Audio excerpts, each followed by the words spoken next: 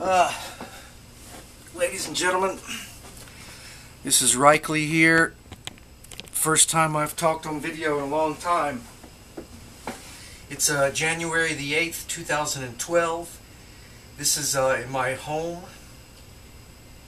And we moved the organ from the foyer into the den, which is on a slab of concrete and has knotty pine walls, which means the sound quality is better than it was whenever I played in the foyer. Also, in the last 2 days I installed, and this is a 145 Leslie that you see here. It's the shorter of the two. The 147 is the taller and the 122 is the taller. This is a 145. It had a 147 amp in it, but the 147 amp is noisy and it's a one-channel amp. So it's really meant for an M-series spinet that only has one wire with signal on it. The A-100 has balanced level line outputs out of the preamp. One is out of phase, and then if it picks up any noise or hum, it cancels that out, and therefore the Leslie is much quieter. So I bought a 122 online in October from Reichle. I paid $413 for it, plus about $35 shipping for about $450. It turns out the 122 amp was recapped with new capacitors, which was a good thing, one reason why I bought it. And all the relay right now, I knew the relay would probably go bad or be bad. It's working now, but it's intermittent, so I'm going to have to order. The relay is what changes the Leslie speed. It worked then, and it worked that time too, but I think anyway, that's on the down low. So after a considerable amount of work installing the Leslie 122 kit in the back of the cabinet of the organ, putting the amp inside the Leslie speaker is a very simple process. It just absolutely replaces the 147, and you just plug it in. It's plug and play. I did swap the tubes so that I put the newer tube set in the 122. It came with tubes, and I'm sure they were okay, but I put my newer set of tubes from the 147. Putting the 122 kit inside here was a pain in the ass. You have an 8000 box that has a transformer in it that sends DC voltage to the Leslie, which hits the tube that powers the relay to change the switching. So that's by high voltage DC power. You have to tap pin 1 off the 6x4 rectifier tube. I bought a little tube adapter to save me having to do that to make it safe because it's high voltage. You have to mount the 8000, which is the transformer that provides that voltage, up underneath the shelf where the preamp hangs. I mounted it on the right hand side, hanging underneath. And then the 4H Echo kit, which controls, wow, whether it's ensemble or main. The A-100, unlike the B3 or the C3, has built-in speakers.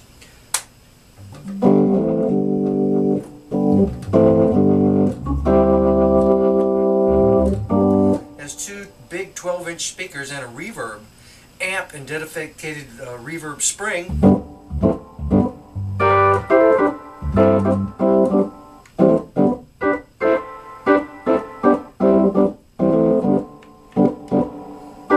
Needs a better rheostat or potentiometer because it adds a little too much. But I mean, if you have that power, 2 extra power amps, use them. I'm not dragging this thing around like a B3 is a band 3. It sits here, so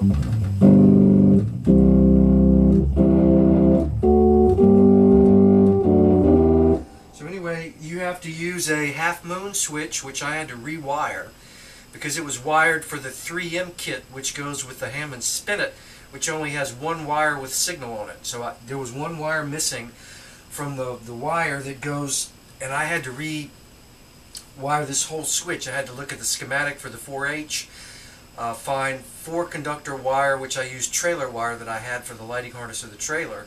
And then I had to desolder all of that switch and then resolder 4 new leads onto it in the right configuration. Basically, there's not a lot of mystery. These things cost about 80 bucks a piece, but for this switch, the Leslie main ensemble Echo switch is a 3-position switch that allows the signal to go either to the main cabinet, to the Leslie, or to both of them at the same time. It's like the selector switch on a Stratocaster guitar that lets you switch between the 2 sets of pickups, so it's a fairly involved switch. I took it out, I cleaned it, it had some oxidation on the contacts. But that was a pain, having to rewire that. That took a major part of the time, was figuring out how to do that. And the interesting thing is that the way the 122 accomplishes the switching is it doesn't actually route the signal of the organ, which is 2 leads, balanced audio, up to the switch and then back out again to the Leslie. It doesn't route the audio at all. The audio in the 4H box would go straight through, but what it does, which is very clever, is it dead shorts the 2 signals, the balanced signal coming out of the preamp, and combines them together without a phase correction. So when you take a 100-degree out of phase audio line signal, one is straight, one is out of phase, and put those together before you reverse the phase, then they cancel each other out and you don't hear it. And that's what this switch does. That's very, very clever that the Leslie people figured that out. So what it does is when you have this in the echo position and it comes through the Leslie, it takes the signal that's being fed to the amp and puts it together to cancel it out. That's a very novel thing. I had to figure that out. The 4H box has got some, I don't know if they're resistors or capacitors, but they're one on each one of the terminals that feeds the amp and the organ and feeds the amp and the Leslie. So anyway, I had to mount the transformer box. The 4H box went on the side of the organ here, and then the breakout plug to plug your Leslie cord in.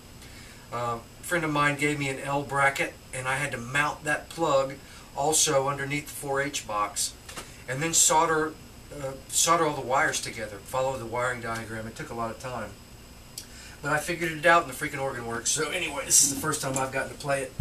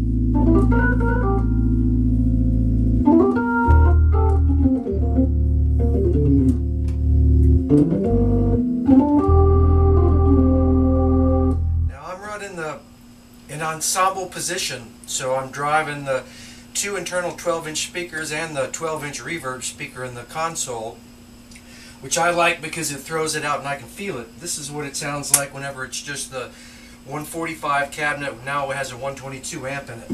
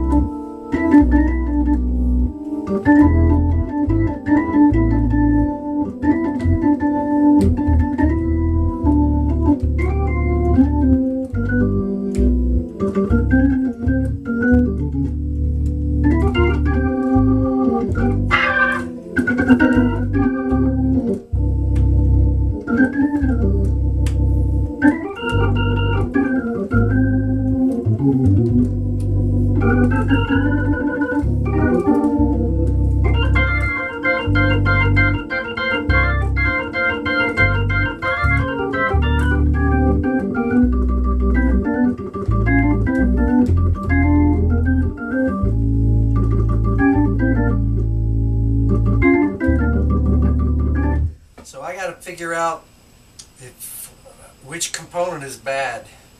If it's the 8000 connector box with the transformer, or in more probable likelihood the solenoid, the relay switch in the Leslie is going out. Because when I first hooked it up it worked, but it popped really loud, and now it's not popping nearly as loud, but it's working kind of inconsistently. And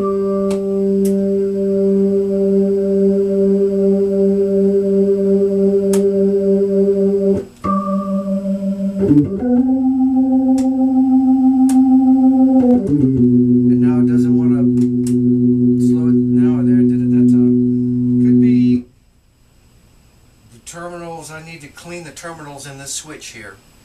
Right? They have contacts, they have oxidation on them, so there may be a chance that that's what the problem is.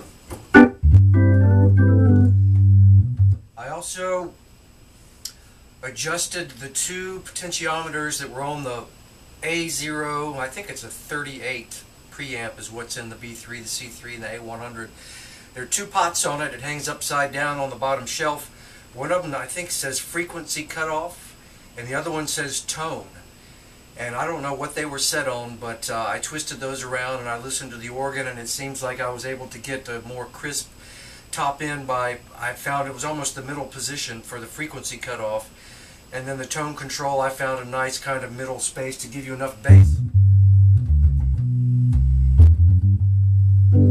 but enough pop and this room is heavily carpeted, and this wood paneling soaks up the sound, so you're not going to get as much reverb or the pop of the high end, so that's what I was trying to do.